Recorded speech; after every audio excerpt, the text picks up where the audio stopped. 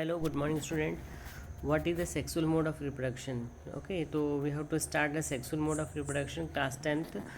हम लोगों को यहाँ सेक्सुअल मोड ऑफ रिप्रोडक्शन पढ़ना है क्लास 10th का। तो इसमें सेक्सुअल रिप्रोडक्शन होता क्या है? तो सेक्सुअल रिप्रोडक्शन मीन्स होता है the process of giving birth to the young one, okay, from two parents. यहाँ पर जो है वो दो पेरेंट्स की रिक्वायरमेंट होगी, one is male and other one is the female. Okay, यहाँ पर एक मेल और दूसरी फीमेल की रिक्वायरमेंट होगी।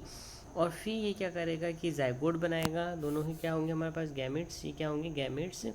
और ये गैमेट्स जो हैं वो क्या करेंगे? मेल और फीमेल बनाएंगे। ओके, और फिर इनसे जाइगोट बनेगा और जाइगोट से क्या बनेगा? रिप्रोडक्शन होकर आगे की तरफ एम्ब्रियो बनेगा। ओके, तो यहाँ पर हम बोल रहे हैं कि हमारे पास जो लिविंग ऑर्गेनिज़म हैं उन लिविंग ऑर्गेनिज़म से कैसे कैरेक्टरिस्टिक पास होंगे। तो इसका एक चीज़ आती है, वो आती है डीएनए। क्या आता है भैया? वो आती है हमारे पास क्या? डीएनए। तो डीएनए कहाँ होता है? अगर हम सेल की बात करें तो जो सेल होती है उस सेल के अंदर, ये सेल है हमारे, इसके अंदर क्या होता है? न्यूक्लियस होता है। और न्यूक्लियस के अंदर क्या होता है? क्रोमोटिन फाइबर होता है। ये क्रोमोटिन फाइबर आगे चल के किस में बदल जाता है? अगर इसी को बात करें तो इसके ये क्रोमोसोम में बदल जाता है। और क्रोमोसोम जो होता है उसके ऊपर वो डीएनए लगे होते हैं। अब ये जो डीएनए होते हैं इनकी क्या होती है? कॉपी होती है। क्या होती है? जो डीएनए है उन डीएनए की क्या की जाएगी? कॉपी की जाएगी। और डीएनए की कॉपी करने के बाद ये कैरेक्टरिस्टिक को नेक्स्ट जनरेशन में ट्रांसफ़र करेंगे। तो जो सेल होती है हमारी बॉडी में, दो तरह की सेल होती है। एक होती है गैमेट वाली, जिसे हम बोलते हैं सोमेट, जिसे हम बोलते हैं जर्म सेल। क्या नाम दिया गया है? Germ cell. ओके, इन जर्म सेल के अंदर मियोसिस की प्रोसेस होती है। मतलब ये 2n सेल जो है वो 2n सेल किस में बदल जाएगी? n में। ओके, 2n से किस में बदल जाएगी? n में। और n में बदलने के बाद किसका फॉर्मेशन करेगी? वह करेगी गैमेट्स का। और ये गैमेट जो है वो आगे की तरफ क्या होंगे? ट्रांसफर्ड होंगे। तो मियोसिस जो है वो गैमेटोजेनेसिस से बनता है और यहाँ पर न्यू जीन कॉम्बिनेशन के चांसेस बढ़ते हैं। तो सेक्सुअल रिप्रोडक्शन जो होता है वो एक इम्पॉर्टेंट रोल प्ले करता है इवोल्यूशन में, क्योंकि जब भी सेक्सुअल रिप्रोडक्शन होगा तो ये बोला जाता है कि उस समय क्या होगा? एवोल्यूशन, वेरिएशंस आएंगे और वेरिएशन से क्या बनेंगे? इवोल्यूशन, न्यू ऑर्गेनिज्म के बनने की प्रोसेस भी बढ़ जाती है। ओके, तो ये हम लोग यहाँ पर पढ़ चुके हैं। इसके अलावा हम पहली बात करेंगे रिप्रोडक्शन इन फ्लावरिंग प्लांट। जितने भी फ्लावरिंग प्लांट्स होते हैं उनके अंदर रिप्रोडक्शन कैसे होता है। तो हम एक टिपिकल फ्लावर की बात करें, ये देखिए आपके पास एक डायग्राम है फ्लावर का। तो जो फ्लावर होता है उसमें अलग अलग पार्ट्स होते हैं। तो सबसे पहले फ्लावर के पार्ट्स को स्टडी करना है। तो सबसे लोअर जो पोर्शन होता है, ओके, हम ये नीचे वाला ग्रीन वाला स्ट्रक्चर देखें, फ्लावर को डायग्राम में देखें तो ये नीचे वाला स्ट्रक्चर होता है, उसे हम लोग क्या बोलते हैं? That is known as sepal. वो क्या होता है? सेपल ये ग्रीन लीफ लाइक स्ट्रक्चर होता है आउटर मोस्ट जोन में, और इसे हम कैलिक्स भी बोल सकते हैं। ओके, ओकेजनली ये ब्राइट कलर में होते हैं। और ये इसका मेन फंक्शन होता है कि जो बर्ड होती है उस बर्ड को प्रोटेक्ट करना। कैसे? It can protect the bird from the external insect और वाट एवर दैट। उसके बाद हम लोग इसे बोलते हैं पेटल्स। जो पेटल्स जो होते हैं, ये दिए सारे पेटल्स मॉडिफाइड होते हैं।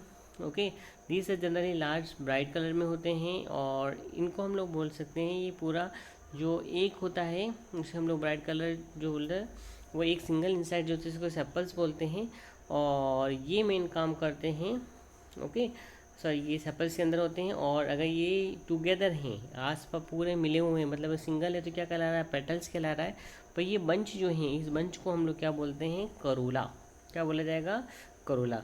इसका मेन फंक्शन होता है to attract the insect for the pollination. इसका एक ही काम होता है, इंसेक्ट जो होते हैं उन इंसेक्ट को अट्रैक्ट करता है, किसके लिए? पॉलिनेशन के लिए। इसके बाद हम मेल रिप्रोडक्टिव पार्ट की बात करें तो मेल रिप्रोडक्टिव पार्ट जो होता है वो कौन सा होता है? That is known as the anther. Male reproductive part कौन सा है? एंथर। ओके, इसको हम एक और नाम बोलते हैं स्टेमन भी बोल सकते हैं, एंथर बोल सकते हैं। और इसका डायग्राम आप इस तरह से देख सकते हैं। इसको स्टेमन बोल सकते हैं, एंथर, और क्या बोल सकते हैं? एंड्रोशियम बोलते हैं। ओके, अब हम लोग बोल रहे हैं कि एंथर जो होता है बाइलोब स्ट्रक्चर होता है। हर फ्लावर में इसका नंबर अलग अलग हो सकता है। ये 5 भी हो सकते हैं, इनफाइनाइट भी हो सकते हैं। और ये सिक्रेट करते हैं येलो कलर डस्ट को। उस येलो कलर डस्ट को बोला जाता है पॉलन ग्रेन।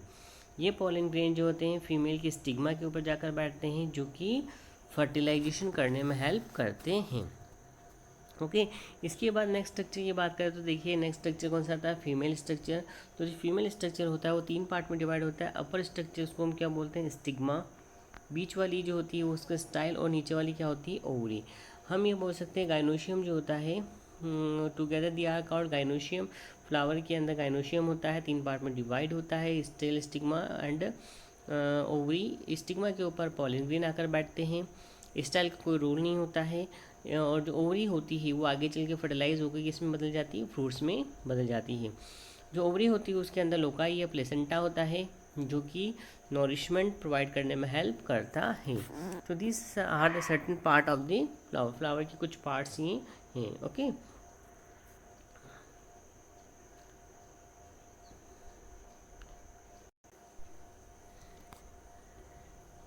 चलिए नेक्स्ट स्ट्रक्चर क्या है हमारा, that is known as the pollination.